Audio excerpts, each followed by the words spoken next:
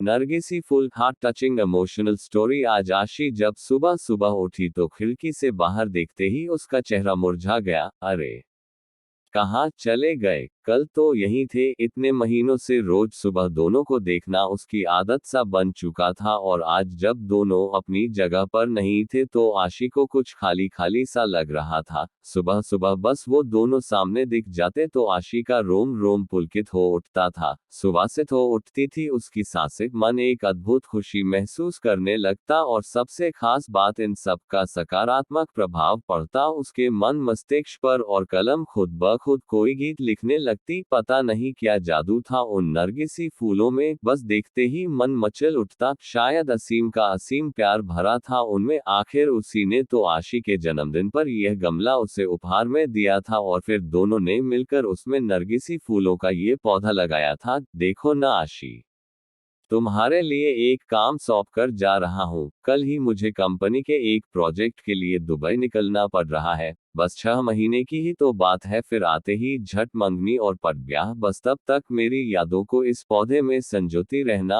असीम को आशी को बातों में उलझाना बड़े अच्छे से आता था। असीम बेशक चला गया था, लेकिन आशी हर रोज बड़े अरमानों से उस पौधे को सींचती रही। आशी की खुशी का उस वक्त ठिकाना नहीं था जब वह एक रोज सुबह उठी और उसने पौधे पर 2 फूल खिले हुए देखे।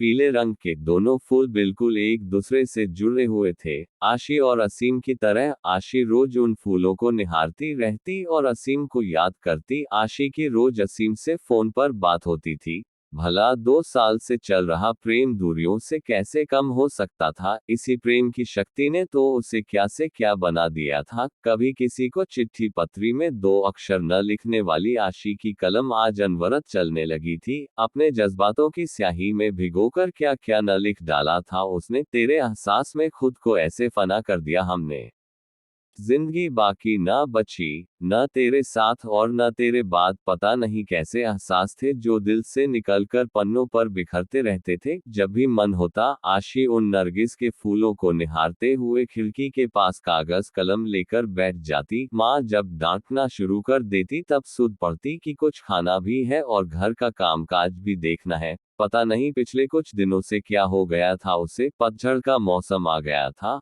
फूल मुरझाने लगे थे। माली से पूछकर खाद पानी भी डाला। असीम को फोन पर बताया तो वह भी पहले खूब हंसा, फिर बोला पतझड़ बीत जाने दो, सब कुछ ठीक हो जाएगा। आशी फिर भी आश्वस्त नहीं हो पा रही थी। अब तो बसंत की बहार भी छाने लगी थी, चारों तरफ एक मीठी बयार बहने लगी थी, लेकिन फिर भी आशी को कुछ सही नहीं लग रहा था। आज भी उन फूलों को देखे बिना बेचैनी बढ़ रही थी। आशी कागज कलम फेंक कर बाहर आ गई थी और गमले के आसपास ही चहलकदमी करने लगी। कुछ समझ नहीं आ रहा था कि क्या हो रहा है। इसी सोच में उसे ये भी ध्यान नहीं रहा कि काफी देर से बाहर की घंटी बज रही है। आशी कहाँ खोई हुई हो? दरवाजे पर कब से घंटी बज रही है, ध्यान कहाँ है? माँ ने दरवाजे की ओर जाते हुए पूछा। इससे पहले कि आशी संभल पाती, दरवाजे पर असीम खड़ा था, मुस्कुराते हुए, हाथों में नरगिसी फूल लिए। समाप्त।